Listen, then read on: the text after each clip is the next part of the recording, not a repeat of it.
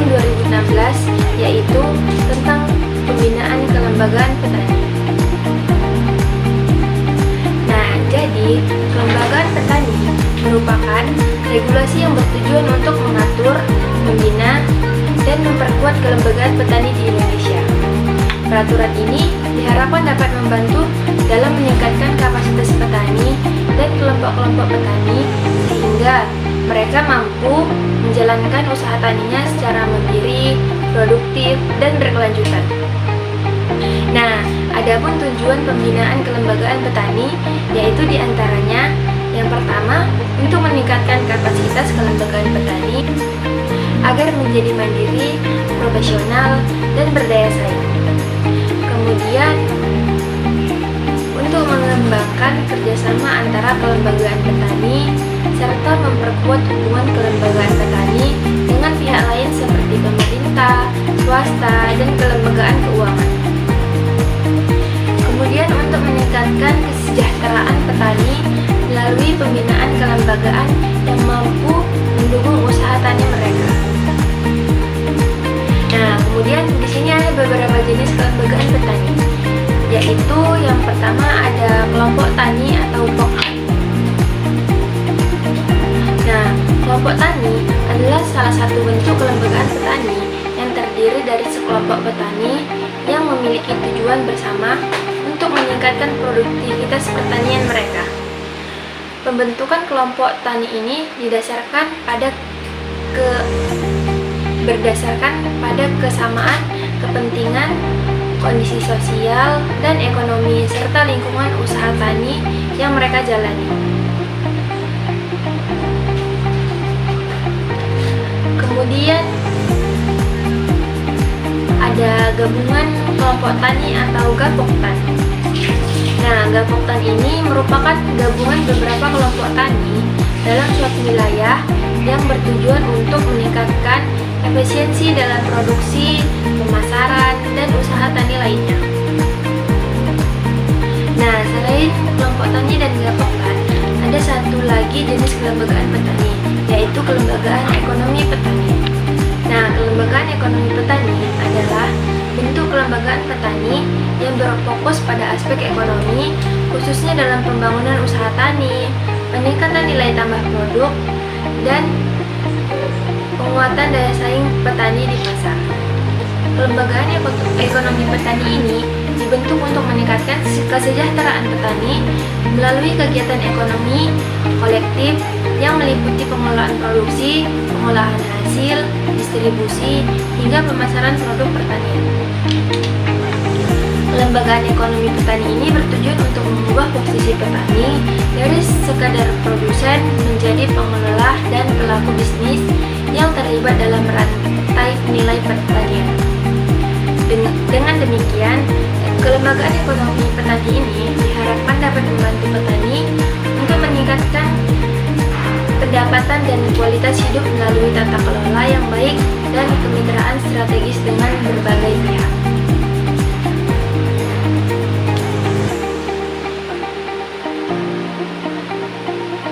Nah, di dalam permen tani ini, selain ada jenis kelembagaan petani, di sini juga ada ruang lingkup pertanian. Di sini juga ada ruang lingkup pembinaan. Nah, pembinaan kelembagaan petani dilakukan dengan cara yang pertama, meningkatkan kapasitas kelembagaan. Meningkatkan kapasitas kelembagaan melalui pendidikan dan pelatihan penyuluhan serta peningkatan kemampuan manajerial dan teknis. Kemudian penguatan organisasi dan manajemen kelembagaan. Meningkatkan keterampilan organisasi dan tata kelola agar kelompok atau gabungan kelompok dapat berjalan secara efektif. Kemudian ada pengembangan akses. Pengembangan akses informasi dan teknologi membantu petani untuk mendapatkan akses informasi tentang teknologi pertanian, harga pasar, dan inovasi pertanian. Kemudian penguatan jaringan usaha dan kemitraan. Itu membantu kelembagaan petani untuk menjalin kemitraan dengan baik pemerintah maupun swasta guna mendukung kegiatan ekonomi petani.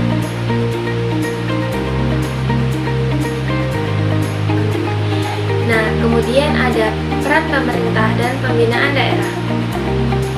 Pemerintahan pusat maupun daerah memiliki tanggung jawab pelaksanaan pembinaan kelembagaan petani, termasuk menyediakan fasilitas dan pendampingan kepada kelembagaan petani dalam hal penguatan kelembagaan, penyediaan sarana dan prasarana, serta akses penyediaan.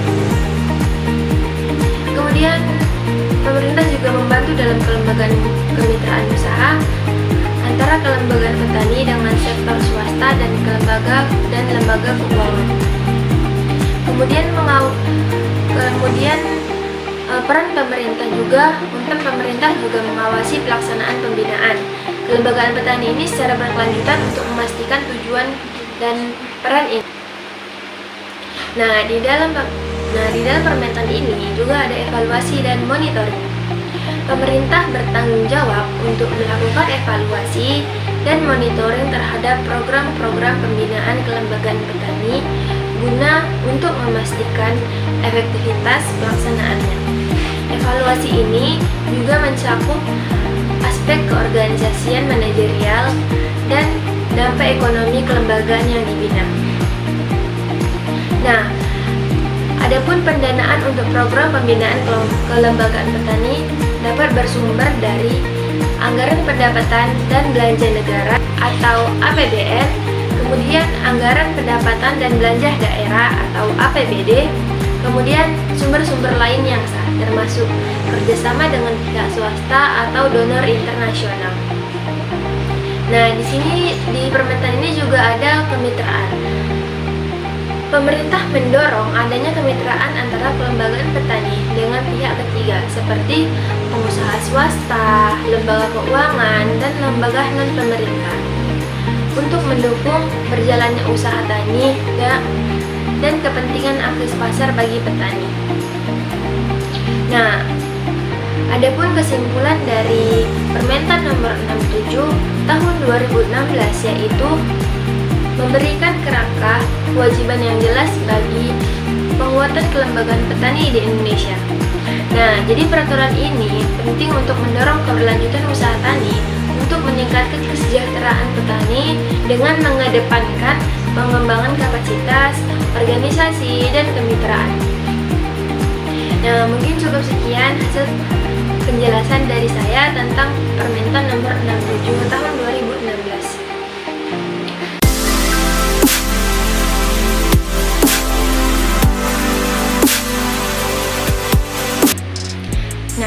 Di Undang-Undang nomor 13 tahun 2016 ini membahas tentang paten itu adalah regulasi yang mengatur hak eksekutif yang diberikan oleh negara kepada inventor atas inventasinya di bidang teknologi. Sehingga inventor tersebut dapat memanfaatkan hasil karyanya dalam waktu tertentu. Kemudian undang-undang ini juga bertujuan untuk mendorong inovasi, meningkatkan investasi dalam penelitian dan pengembangan, serta melindungi hak-hak cipta. Di sini ada beberapa poin penting dari Undang-Undang Nomor 13 Tahun 2016, yaitu yang pertama, definisi paten. Paten diberikan kepada penemu atas invensi yang merupakan ide inventor yang menghasilkan solusi dari masalah di bidang teknologi. Kemudian, ada syarat untuk mendapatkan paten. Syarat untuk mendapatkan paten itu yaitu invensi harus bersifat baru, kemudian mengandung langkah-langkah inventif dan dapat diterapkan dalam industri. Kemudian yang ketiga, ada jangka waktu perlindungan paten. Paten diberikan perlindungan selama 20 tahun sejak tanggal penerimaan permohonan paten. Kemudian untuk jangka perlindungan paten ini yaitu paten sederhana diberikan perlindungan selama 10 tahun. Kemudian selain jangka waktu paten, di sini juga ada hak dan kewajiban pemenang paten. Jadi, pemenang paten memiliki hak eksklusif untuk melaksanakan patennya dan melarang orang lain menggunakan inventasi tersebut tanpa izin. Setelah itu, kewajiban pemenang paten juga meliputi penggunaan paten. Kemudian, kewajiban pemenang paten meliputi penggunaan paten tersebut secara produktif dan bermanfaat bagi masyarakat.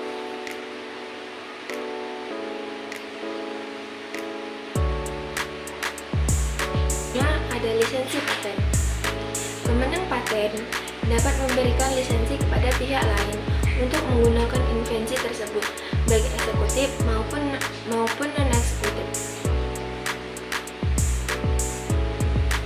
Nah, yang keenam ada pembatalan paten.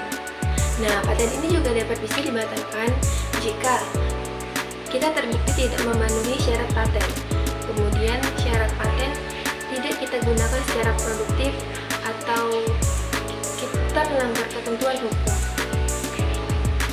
Nah, di dalam Undang-Undang Nomor 13 Tahun 2016 terdapat pengaturan khusus mengenai paten dan kepentingan nasional.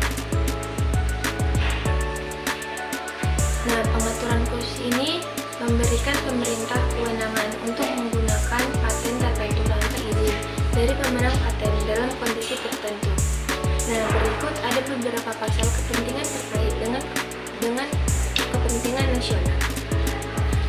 Nah, yang pertama, lisensi wajib paten untuk kepentingan nasional.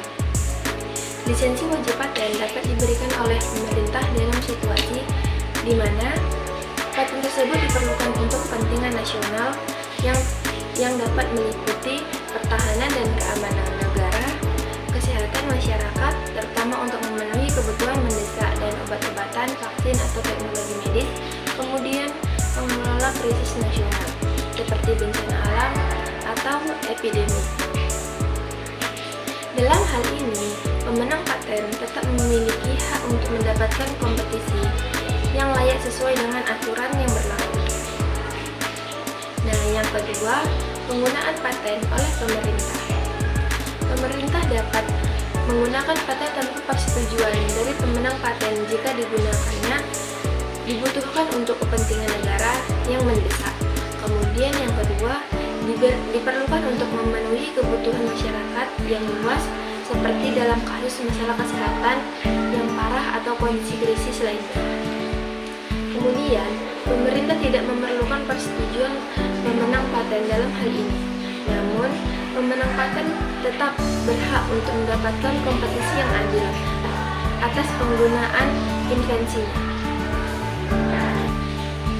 Nah, yang ketiga ada kondisi darurat nasional. Pemerintah dapat memutuskan untuk penggunaan paten jika dianggap bahwa invensi yang dipatenkan sangat penting untuk menangani masalah dalam situasi darurat. Nah, di sini ada contoh situasi darurat, yaitu meliputi yang pertama, pandemi atau wabah yang memerlukan akses cepat ke obat-obatan atau vaksin yang dilindungi paten. Kemudian ada bencana alam. Bencana alam yang memerlukan teknologi atau produk tertentu yang berada di bawah perlindungan paten. Nah, yang keempat ini ada keamanan nasional. Paten yang berhubungan dengan pertahanan dan keamanan negara juga dapat digunakan oleh pemerintah tanpa persetujuan pemenang. Paten yang berhubungan dengan pertahanan dan keamanan negara juga dapat dipergunakan oleh pemerintah tanpa persetujuan pemenang paten jika dianggap bahwa invensi tersebut sangat penting untuk melindungi negara dari ancaman keamanan. Nah, yang kelima ada paten yang tidak digunakan. Jika sebuah paten yang sangat penting bagi kepentingan publik tidak digunakan untuk pemenang paten dalam waktu yang tertentu, pemerintah memiliki hak untuk memberikan lisensi wajib kepada pihak lain yang bersedia mampu memproduksi atau menggunakan invensi tersebut untuk kepentingan masyarakat. Yang keenam ada kompetisi bagi pemenang paten. Meskipun pemerintah memiliki hak untuk menggunakan paten dalam situasi yang mendesak, pemenang paten berhak atas kompetisi. Berdasarkan kompetisi ini yang akan ditentukan berdasarkan nilai ekonomis dari paten tersebut dan ditetapkan sesuai dengan peraturan perundang-undang yang berlaku. Ketentuan mengenai paten dan kepentingan nasional dalam Undang-Undang Paten bertujuan untuk memastikan bahwa hak eksklusif pemenang paten tetap dihormati, tetapi pada saat yang saling melindungi kepentingan publik, terutama dalam situasi yang memerlukan akses cepat dan luas terhadap teknologi yang dipatenkan. Pemerintah memiliki kewenangan untuk memastikan bahwa inovasi yang dilindungi paten tidak menghambat kepentingan umum yang dapat digunakan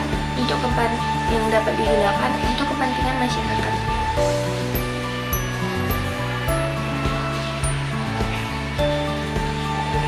Nah, di sini ada kontrak implementasi yang dapat dilihat, misalnya dalam pengadaan obat atau vaksin selama pandemi, kemudian di mana pemerintah atau suatu negara dapat menggunakan hak paten tertentu untuk memastikan bagi seluruh produk.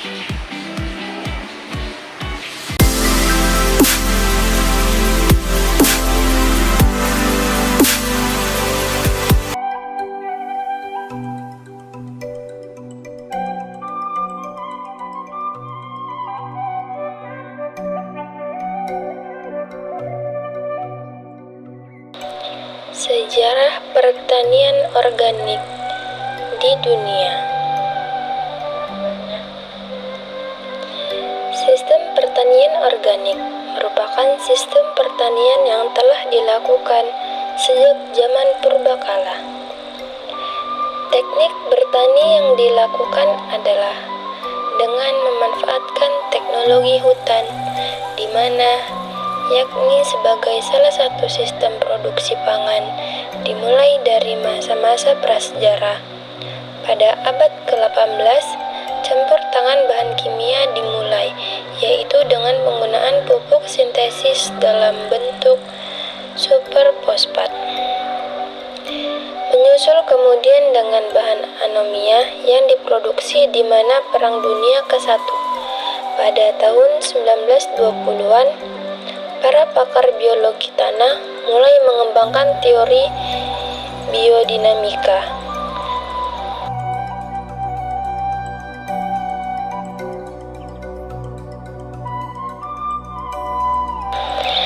Teori ini digunakan untuk menanggulangi dampak negatif penggunaan bahan kimia tanpa mengurangi hasil pertanian.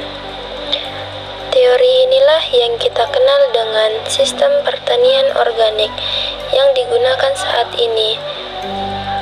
Tahun 1940, pertanian secara organik semakin berkembang dari waktu ke waktu.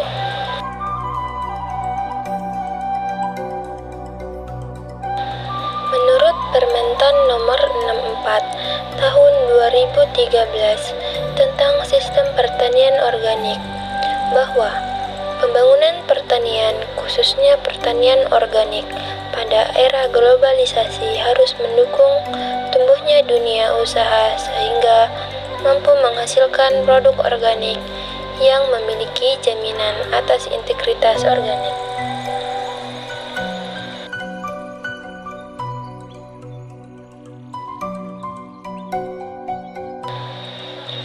Menurut Permentan nomor 64 tahun 2013 tentang sistem pertanian organik, bahwa penggunaan pertanian, khususnya pertanian organik, pada era globalisasi harus mendukung tumbuhnya dunia usaha sehingga mampu menghasilkan produk organik yang memiliki jaminan atas integritas organik yang dihasilkan. Bahwa dengan memiliki jaminan atas integritas organik, maka dapat meningkatkan kepercayaan masyarakat dan sekaligus mendapatkan jaminan atas produk tersebut tanpa melibatkan kerugian konsumen.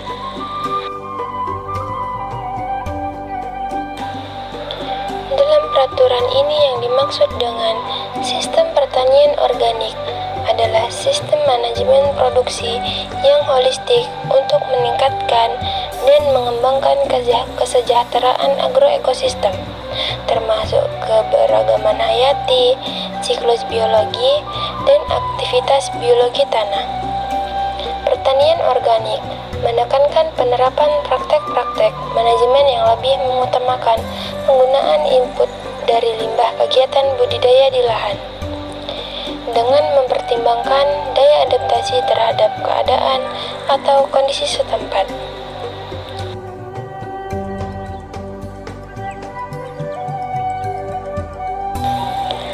Tujuan ditetapkannya peraturan ini adalah untuk mengatur pengawasan organik Indonesia. Yang kedua, untuk memberikan penjaminan dan perlindungan kepada masyarakat dari peredaran produk organik yang tidak memenuhi persyaratan. Yang ketiga, memberikan kepastian usaha bagi produsen produk organik. Yang keempat, pembangunan sistem produksi pertanian organik yang kredibel dan mampu terstruktur. Yang kelima, memelihara ekosistem sehingga dapat berperan dalam pelestarian lingkungan. Dan yang keenam, peningkatan nilai tambah daya saing produk pertanian.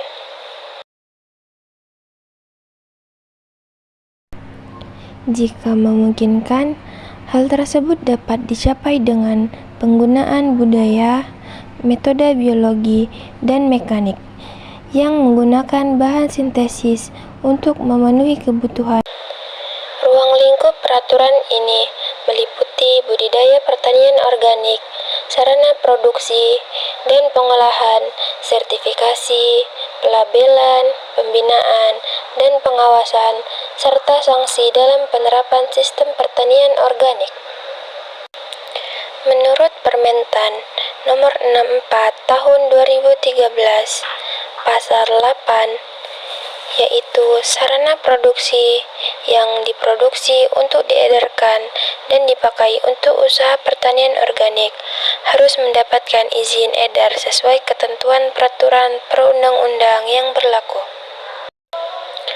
Pasal 10, semua produk organik yang beredar di Indonesia, baik produksi dalam negeri maupun pemasukan, harus mencantumkan logo organik Indonesia.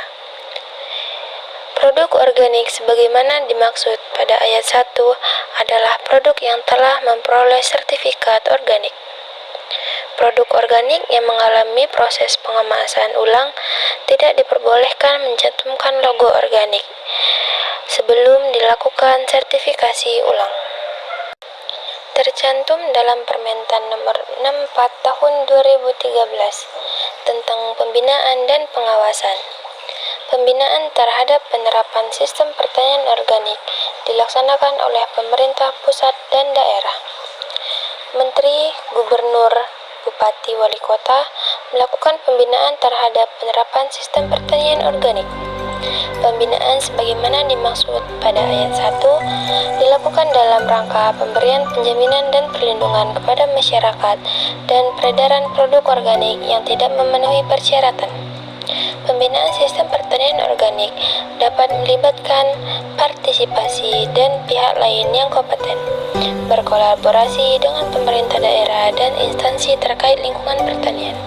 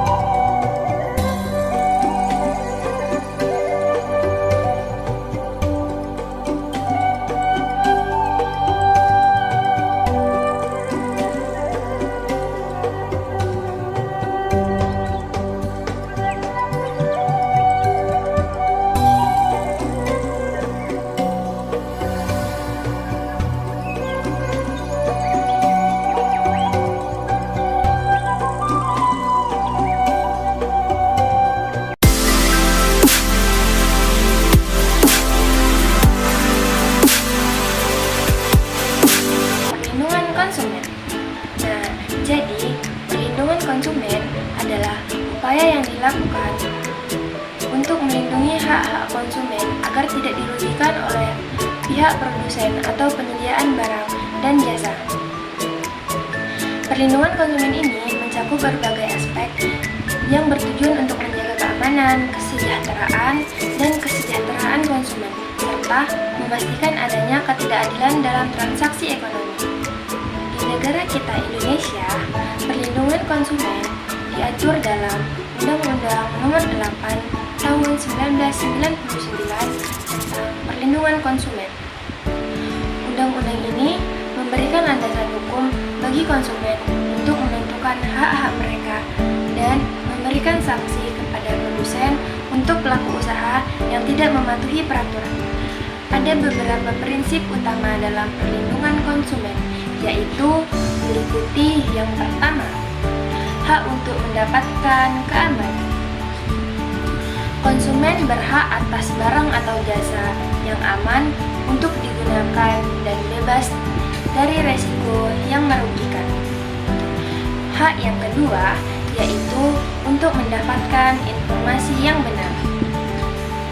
Konsumen berhak mengetahui informasi yang lengkap, jujur, dan benar mengenai barang atau jasa yang ditawarkan. Hak yang ketiga yaitu hak untuk memilih. Konsumen memiliki kebebasan untuk memilih barang atau jasa sesuai dengan kebutuhan dan preferensi mereka. Yang keempat, hak untuk didengar. Konsumen berhak menyampaikan keluhan atau pendapat mereka terkait barang atau jasa yang mereka gunakan. Yang kelima, yaitu hak untuk mendapatkan kompensasi. Nah, jika konsumen dirugikan oleh produk atau jasa yang tidak sesuai, mereka berhak menuntut ganti rugi atau kompensasi. Nah, selain undang-undang, ada juga lembaga yang berfungsi untuk melindungi konsumen, seperti Badan Perlindungan Konsumen Nasional atau BPKN. Kemudian ada Lembaga Perlindungan Konsumen Swadaya Masyarakat atau LPKSM, dan lembaga-lembaga lain. Nah, selain memiliki hak, konsumen juga memiliki kewajiban, yaitu diantaranya adalah yang pertama, konsumen wajib membaca atau mengikuti petunjuk, informasi atau prosedur pemakaian atau pemanfaatan barang atau jasa. Yang kedua, bertikad baik dalam melakukan transaksi pembelian barang atau jasa. Dan yang ketiga, konsumen juga wajib membayar sesuai dengan nilai tukar yang disepakati. Yang keempat, konsumen juga wajib mengikuti upaya penyelesaian hukum perlindungan konsumen secara patuh. Nah, selain hak dan kewajiban konsumen, di sini kita akan membahas hak dan kewajiban pelaku usaha. Pelaku usaha juga memiliki hak dan kewajiban yang diatur dalam Undang-Undang Perlindungan Konsumen. Nah, ada beberapa kewajiban pelaku usaha, yaitu diantaranya yang pertama, yaitu memberikan informasi yang benar, jelas, dan jujur mengenai barang atau jasa yang dipasarkan. Yang kedua, menjamin mutu barang atau jasa yang diproduksi atau diperdagangkan berdasarkan ketentuan standar mutu barang atau jasa yang berlaku. Yang ketiga, menjamin barang atau jasa yang diproduksi sesuai dengan aturan keselamatan, kesehatan, dan lingkungan hidup. Yang keempat, memberikan ganti rugi atas kerugian yang disebabkan penggunaan atau konsumsi barang atau jasa yang diproduksi atau diperdagangkan. Nah, selain hak dan kewajiban pelaku usaha juga memiliki tanggung jawab loh. Nah, adapun tanggung jawab pelaku usaha, yaitu pelaku usaha bertanggung jawab apabila barang atau jasa yang mereka sediakan menyebabkan kerugian bagi konsumen, baik dari segi kesehatan, keamanan, maupun ekonomi. Undang-Undang Perlindungan Konsumen mengatur bahwa pelaku usaha wajib mendirikan kompetisi ganti rugi atau penggantian barang atau jasa yang tidak sesuai dengan perjanjian atau standar mutu. Nah, di dalam undang-undang ini juga membahas tentang mekanisme penyelesaian sengketa.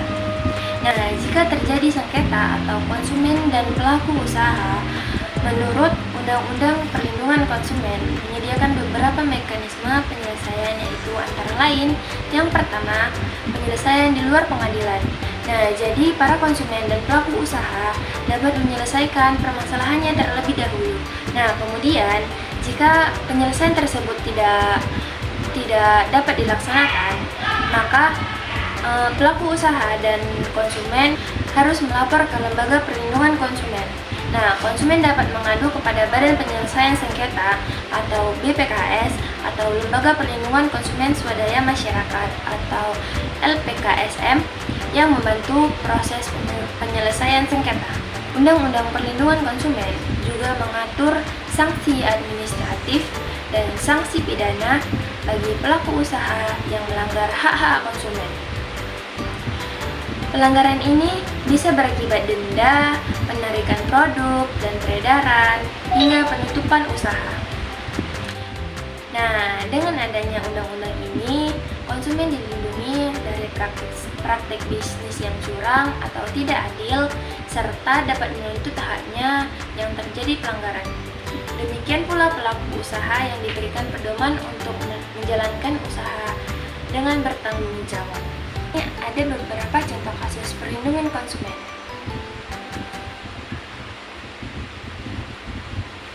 Jadi, pentingnya perlindungan konsumen tidak hanya penting bagi konsumen sendiri, tetapi juga bagi pelaku usaha.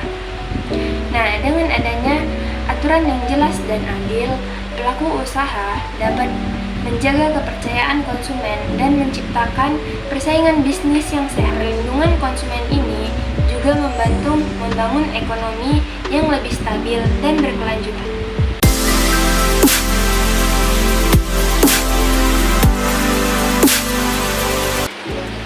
SNI ini bertujuan untuk mengatur spesifikasi, mutu, dan persyaratan teknis untuk benih padi hibrida yang diproduksi dan digunakan di Indonesia. Standar ini bertujuan untuk memastikan bahwa benih padi hibrida yang benar di pasaran memenuhi standar kualitas yang dapat mendukung peningkatan produksi padi dan ketahanan pangan nasional. Nah, sebelum masuk ke pembahasan, saya akan membahas tentang apa sih itu benih padi hibrida. Benih padi hibrida adalah benih yang dihasilkan dari persilangan antara dua varietas padi yang berbeda secara genetik. Biasanya dengan tujuan mengubah sifat-sifat unggul dari kedua induk tersebut. Persilangan ini menghasilkan keturunan hibrida yang memiliki potensi hasil lebih tinggi, lebih tahan terhadap hama dan penyakit, serta lebih adaptif terhadap kondisi lingkungan tertentu dibandingkan dengan varietas benih padi biasa.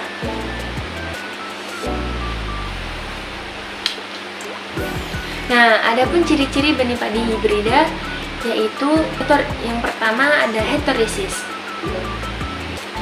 Benih padi hibrida biasanya menunjukkan fenomena heterosis atau vigor hibrida, yaitu peningkatan kualitas fenomena tanaman seperti pertumbuhan yang cepat, batang yang lebih kokoh, dan produksi biji yang lebih banyak. Kemudian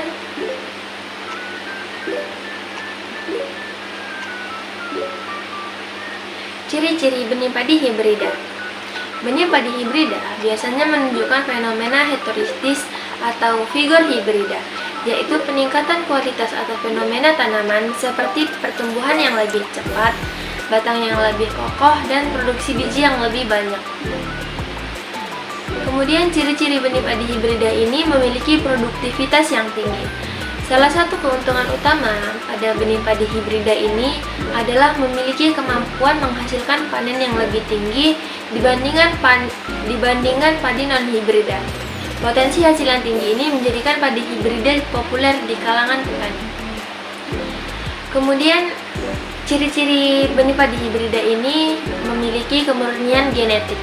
Benih padi hibrida dihasilkan dari persilangan dirancang dengan ketat untuk mendapatkan kemurnian genetik tertentu.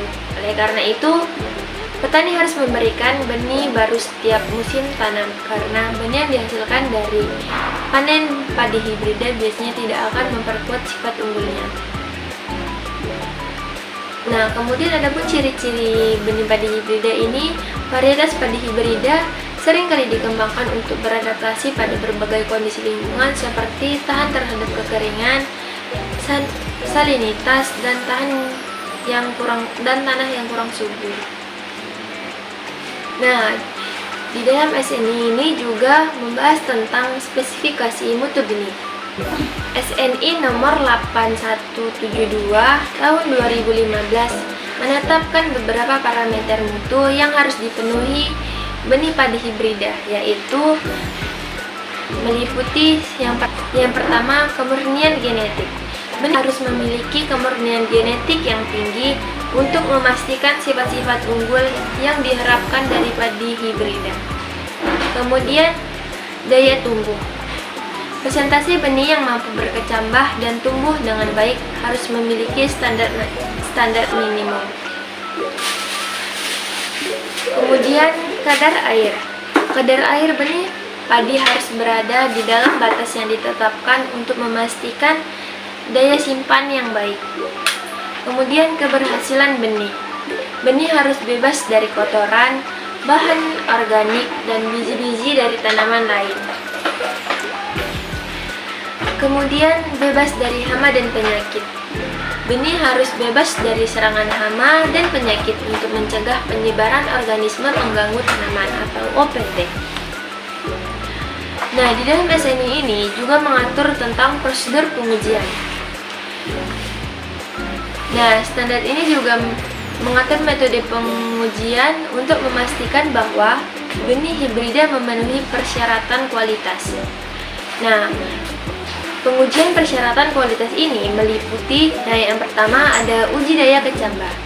Uji daya kecambah ini untuk memastikan presentasi benih yang berkecambah. Kemudian ada uji kadar air. Uji kadar air ini dilakukan untuk mengetahui kadar air benih dan menentukan apakah sesuai dengan batas yang diizinkan. Kemudian ada uji kemurnian genetik. Uji kemurnian genetik ini menggunakan metode analisis laboratorium untuk memeriksa apakah benih padi memiliki kemurnian genetik sesuai dengan varietas hibrida yang dimaksud. Nah, di dalam SNI ini juga mengatur tentang label dan pengemasan. Benih hibrida yang dipasarkan harus disertai dengan label yang jelas, mencantumkan informasi penting seperti yang pertama, nama varietas hibrida, kemudian yang kedua, nomor batch atau lot produksi, yang ketiga harus mencantumkan tanggal pengemasan dan tanggal kadaluarsa, yang keempat harus mencantumkan informasi produsen atau penangkar benih, yang kelima harus mencantumkan presentasi daya kecambah dan kadar air, dan yang terakhir harus mencantumkan harus mencantumkan instruksi penyimpanan untuk menjaga kualitas benih. Pengemasan benih ini juga harus sesuai dengan ketentuan yang untuk melindungi benih dari kerusakan fisik atau penurunan kualitas selama distribusi dan penyimpanan. Nah, ada beberapa keunggulan benih padi hibrida, yaitu yang pertama, benih padi hibrida ini memiliki produktivitas yang tinggi. Nah, dengan menggunakan benih padi hibrida, petani dapat menghasilkan panen yang lebih tinggi dibandingkan varietas inhibrida. Kemudian, keunggulan benih padi hibrida ini juga memiliki ketahanan terhadap hama dan penyakit.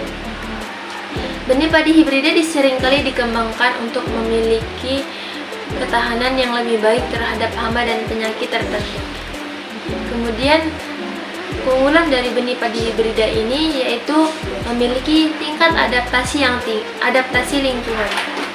Beberapa varietas padi hibrida dikembangkan untuk bisa beradaptasi lebih baik terhadap kondisi lingkungan yang kurang optimal seperti kekeringan atau tanah yang kurang subur.